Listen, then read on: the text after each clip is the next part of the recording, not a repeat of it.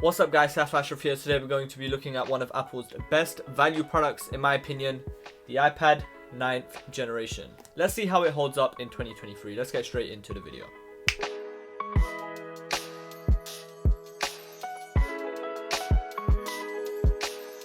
So first of all, the iPad 9th generation starts at £370 here in the UK, and yeah, that is pretty cheap. However, you are getting a pretty outdated design, and you do get a display with pretty thick bezels all around. However, the feel of the device does not feel cheap being an Apple device overall. It's made out of aluminium on the back. We have glass display at the front. You don't feel any creaking trying to bend this and anything. You won't feel like this is going to fall apart. It does not feel plasticky at all either.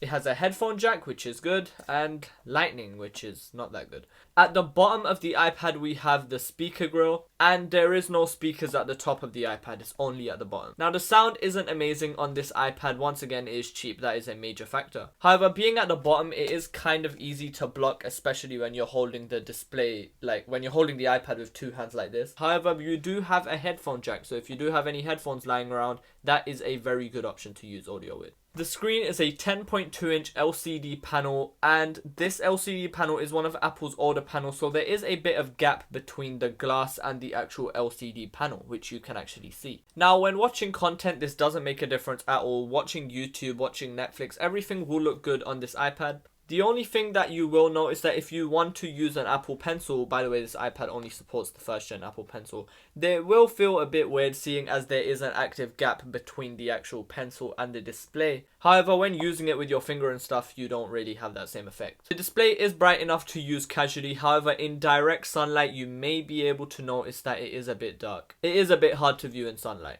And because of the aspect ratio on the iPad, just something I've noticed when you're watching YouTube videos, there are very, very big black bezels on the top and bottom of the display.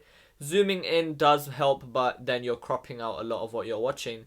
But yeah, that's just something I realized. But with all the other iPads, you also have a similar aspect ratio, so it doesn't really make a difference. No high refresh rate, however, this is still a very smooth display overall. And just because of how well Apple has optimized everything, this still feels fast and snappy even today. Speaking of fast and snappy, let's talk about the performance. No, not a sponsor. The iPad has an A13 Bionic processor, which is actually from 2019. But don't let that put you off the performance of this iPad, because the performance of this iPad is actually still great. From gaming to watching YouTube videos to editing small videos in CapCut, this will be able to handle it. Very, very intensive games at max settings will make this stutter a little bit, but you have to keep in mind that this is still using a chip from 2019 and still performs so well and so stable. If you're someone who's going to be buying this iPad to watch content, shop on Safari and just use basic apps, this is still amazingly smooth. It's actually amazing bearing in mind it's a 2019 chip. You will not be able to compare the performance of this to an Android tablet from 2019. This is so much better. The crazy thing is, even over the next 3 or 4 years, unless you are just dumping files on this and not taking care of how much storage you use on this device, this iPad will still be completely fine for years to come. Which is why people often say this is one of the best value iPads Apple has ever made.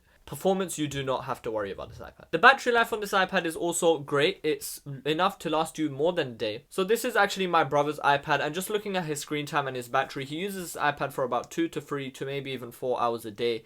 But he doesn't have to charge his iPad very often. I think maybe he has to charge his iPad every 2 or 3 days, and that's when it's literally dying at 2%. You do get a 20-watt brick in the box, so you will be able to charge this relatively fast. However, it is a big iPad. Since there is no fancy 120Hz refresh rate, the display is only 60Hz, which means that, yeah, it won't be sucking up all the battery. So let's just go over everything. It's got good performance, it's got good battery, the display is alright, and the speakers do need a little bit of work, I guess, for the next generation if they ever decide to update this. However, at only £370, this is still an amazing deal. Now, for all the students watching, make sure to like and subscribe, because I am coming out with a video explaining why this may be the only iPad you need as a student, and some apps you can use along with this iPad to really get the most out of it. So let's answer the question of whether you should still buy this iPad in 2023. I would not buy the 10th generation iPad at all compared to this. It's basically got the same overall experience that you're going to get with this iPad, except with a newer design. As a base iPad, this is great, and you are saving a lot of money compared to the rest of the iPads. Thank you guys for watching. Make sure to like and subscribe. More videos coming soon, and with that said, I'll see you guys in the next video. Peace.